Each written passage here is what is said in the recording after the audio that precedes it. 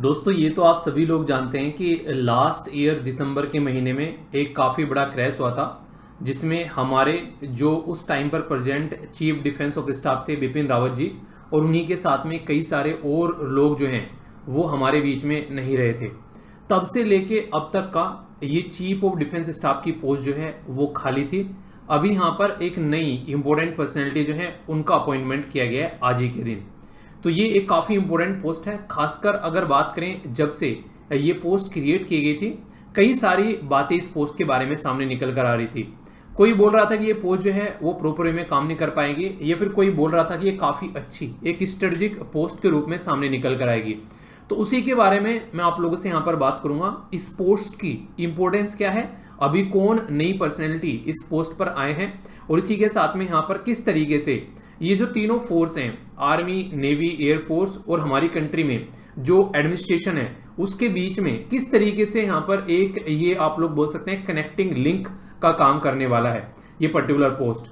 तो काफी इंपॉर्टेंट ये डिस्कशन रहने वाला है। आई होप कि आप लोग इसको काफी अच्छे से एंजॉय करोगे, और इसी के साथ में अगर कुछ क्वेश्चन भी मैं आप लोगों से पूछता हूँ तो उनका आंसर भी देना, इससे आप लोग कई सारी चीजें हैं वो लंबे समय तक याद रख पाएंगे। अगर मैं आप लोगों से पूछूं आज के डेट में इंडियन एयरफोर्स, आर्मी और नेवी के चीफ कौन हैं, उनके नाम आप लोगों को कमेंट बॉक्स में लिखने हैं। सबसे पहले अगर बात करें चीफ ऑफ डिफेंस स्टाफ जो कि बिपिन रावत जी थे, वो हमारे बीच में नहीं रहे थे तब से लेके अब तक का ये पोस्ट खाली तब से थी अब तक का। अब यहाँ पर जो नई पर्सनैलिटी का अपॉइंटमेंट किया गया है उनका नाम है अनिल चौरसिया। अनिल चौरसिया जी जो हैं वो रिटायर हो चुके हैं डिफेंस से। अभी यहाँ पर उनको नेक्स्ट ड्यूटी या फिर बोले आप लोग रेस्पॉन्सिबिलिटी दी जा रही है गवर्नमेंट ऑफ इंडिया के द्वारा। तो ये यहाँ पर चीफ ऑफ डिफेंस स्टाफ की पोस्ट पर आप लोगों को देखने को मिलेंगे।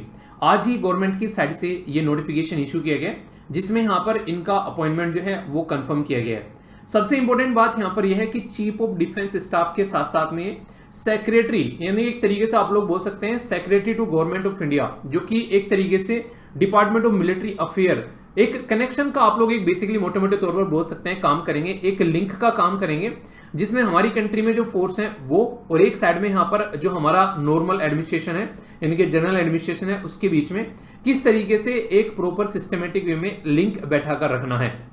अगर अनिल चौहान जी के बारे में बात करें तो इनकी शानदार जो एक लाइफ करियर रहा है। जब स्टार्टिंग में यहाँ पर ये 1981 में इंडियन आर्मी में 11th गोरखा राइफल में कमीशन किए गए थे, नेशनल डिफेंस एकेडमी जो खड़कवालसा, और इसी के साथ में इंडियन मिलिट्री एकेडमी जो कि देहरादून में है उसके ये एलुमिनी भी हैं। इसी के साथ में यहाँ पर अगर बात की जाए तो 40 साल का एक शानदार एक्सपीरियंस इनका रहा है पर्टिकुलर अलग अलग फील्ड में।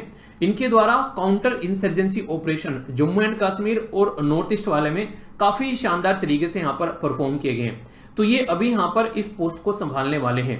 सबसे इंपॉर्टेंट बात जो मैं आप लोगों से यहाँ पर पूछूंगा और आप लोगों को इसी के साथ में इसका आंसर भी बताऊंगा। सबसे पहले यहाँ पर चीफ ऑफ डिफेंस स्टाफ जैसी कोई पोस्ट हमारे देश में होनी चाहिए, वो किस पर्टिकुलर कमिटी के द्वारा बताई गई थी? क्या आप लोगों को पता है इसके बारे में? नीचे कमेंट बॉक्स में आंसर दीजिए, फिर मैं आप लोगों को डिटेल में बताता हूं। जब आप लोगों को पता है 1999 का कॉन्फ्लिक्ट हुआ था जिसको कारगिल वॉर के नाम से भी आप लोग जानते हैं, तो कारगिल रिव्यू कमेटी यहां पर बनाई गई।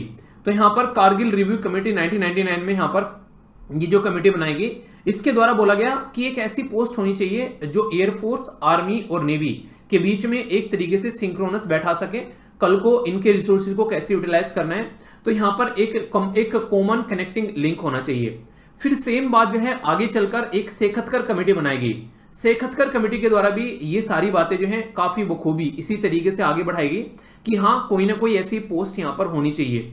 क्योंकि जब हम लोग बात करते हैं कि हमारी कंट्री में क्या क्या चीजों की रिक्वायरमेंट नेवी, आर्मी, एयरफोर्स में है, क्या खरीदना है, क्या क्या उनको चाहिए, वो सारी चीजें आप लोगों को देखने को मिलेगा। जो हमारे पास में हवाई जहाज या फिर नॉर्मल भाषा में बोला आप लोग लड़ाकू जहाज, हवाई जहाज मतलब लड़ाकू जहाज अगर आप लोग बोलो, वे किसके पास में है? वे आप लोगों को देखने को मिलेंगे डिफेंस में। अगर बात करें एयरफोर्स के पास में भी है, नेवी के पास में भी है और आर्मी के पास में भी है।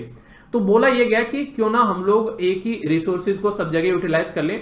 कई जगह रिसोर्स की डुप्लीकेसी देखने को मिलेगी, यानी कि घर में एक गाड़ी जो है वो पापा के पास में, एक मम्मी के पास में, एक बाबा के पास में, एक दादा के पास में, सब अलग अलग गाड़ी लिए जो है अपनी चलते हैं।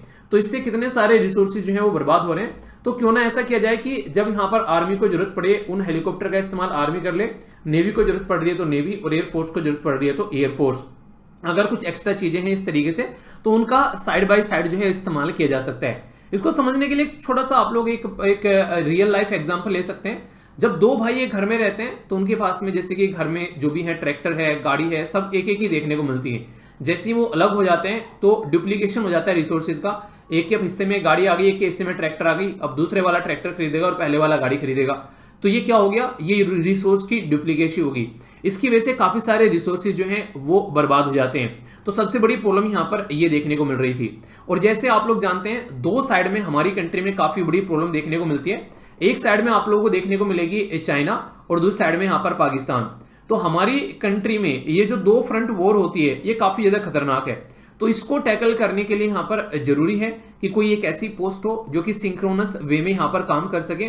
तो जो अनिल जी हैं यहाँ पर, वो इस पोस्ट को संभालने वाले हैं और वो सेकंड पर्सन होंगे इस पोस्ट पे जाने वाले आफ्टर बिपिन रावत जी के बाद में। तो ये काफी एक स्ट्रेटेजिक पोस्ट भी नॉर्मली मानी जाती है अगर डिफेंस के रेफरेंस में आप लोग यहाँ पर बात करते हैं तो।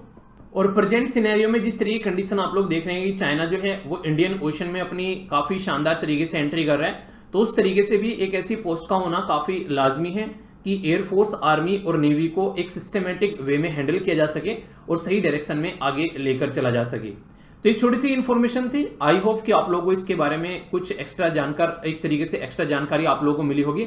नेक्स्ट वीडियो मिलता हूं, तब तक अपना ध्यान रखिए। बड़ों को नमस्ते, छोटों को प्यार, छोटी सी लाइफ एंजॉय करो यार। मिलता हूं नेक्स्ट वीडियो में, तब तक के लिए जय हिंद।